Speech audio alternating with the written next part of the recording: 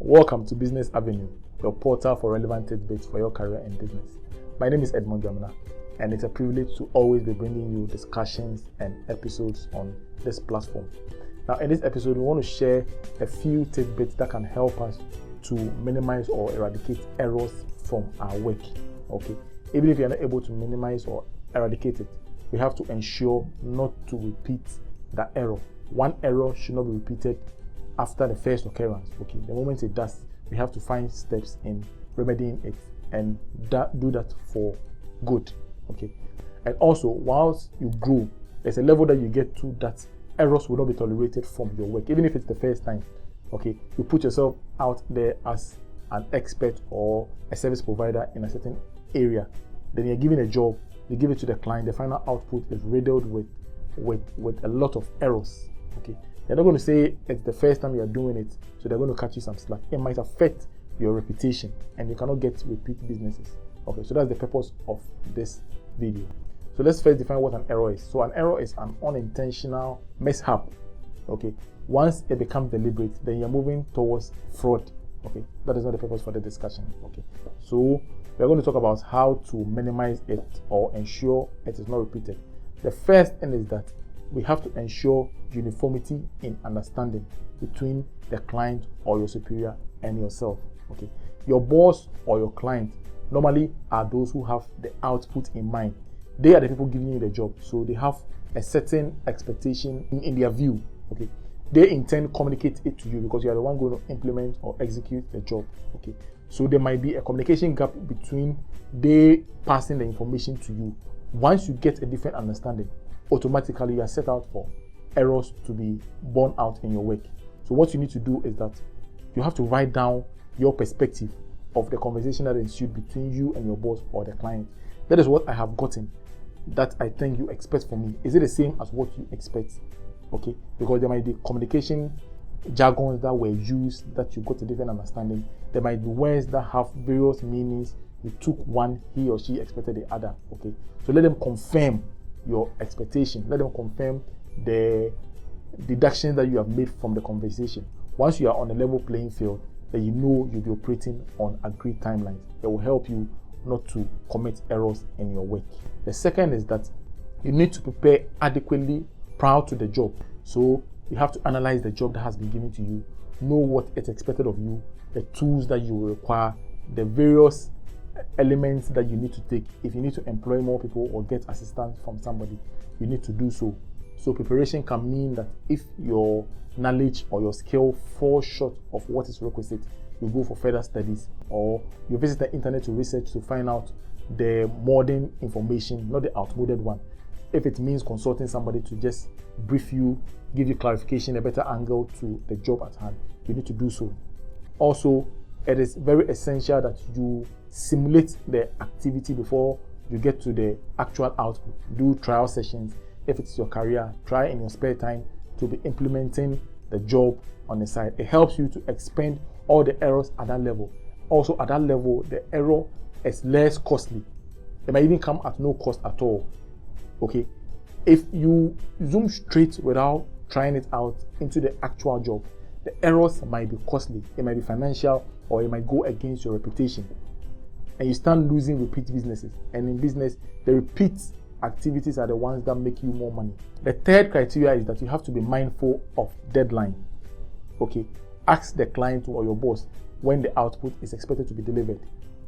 And from the time that the job was given to you, you know the time frame available to the job. You also must know the adequate time necessary for successful execution of the job. When you have those two timelines available, if the allocated time is inadequate compared to the time needed, it means that you have to negotiate for an extension. Other than that, you'll be doing a job in a hurry and your likelihood of committing errors will be high. Also, if the time allocated is enough, make sure you avoid doing last minute acts. You can spread out the activity within the time frame so that you allocate enough time to each segment of the job. You do the job calmly. That way, your tendency of committing errors will be reduced or erased. Also, even if you make a mistake, because you have a clean head, you will be able to fish them out and correct them. Okay. When you wait to the last minute, what you do is that you have by yourself shorten the time span. You'll be doing the job in a haste. Once there is haste, your risk of committing the error becomes high.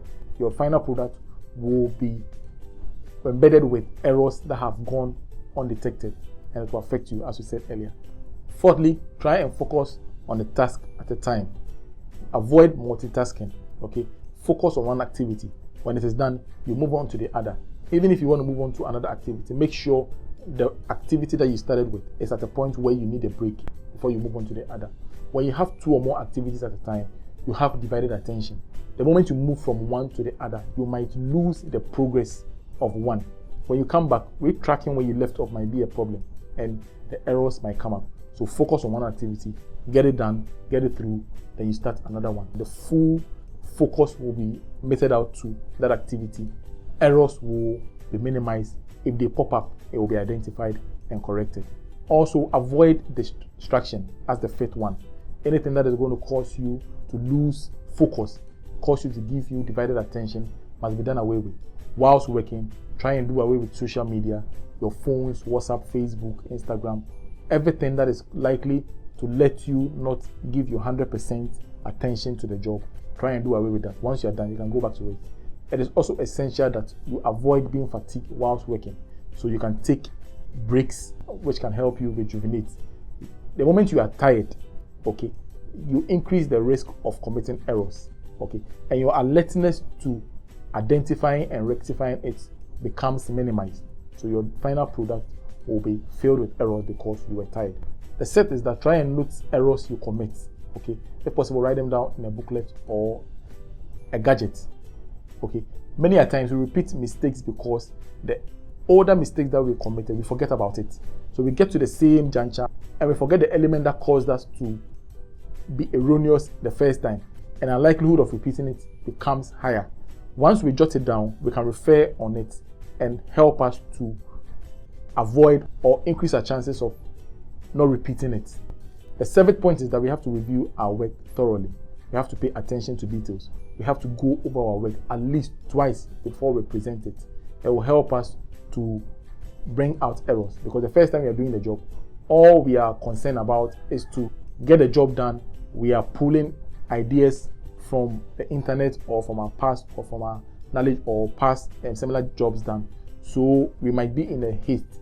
Once we are done, we get into another mood where we are scrutinizing or proofreading what we have done, and it will help us to fish out error and correct them. If possible, we can get a third party, a colleague or somebody, a senior, to do that on our behalf, because they are not the one who put together the job. They might be in a better position to bring out errors. They might also not be magnanimous with errors that we find.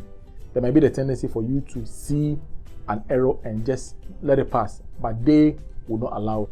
The last point is that we should try not to be too hard on ourselves when we commit an error or make a mistake.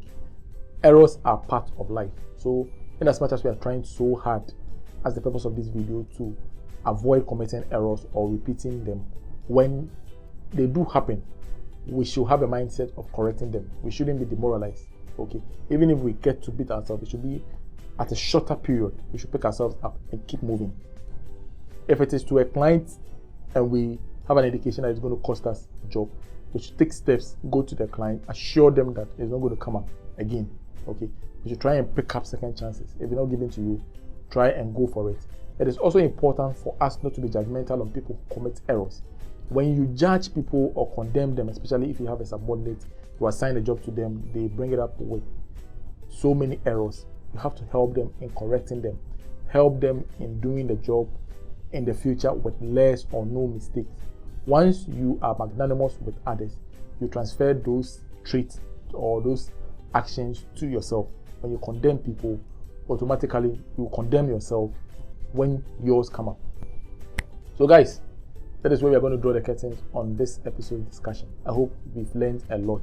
If there are any questions, there are any suggestions, there are any clarifications that you seek from us on this video or any other, kindly put them in the comment section below, or contact us on the information running on your screen, and we'll adequately and gladly address them. Okay, don't forget to subscribe, hit the notification bell, like and share. Catch us again on another episode of Business Avenue. Till then, take care of yourself and stay blessed. My name is Edmond Jamla. Adios.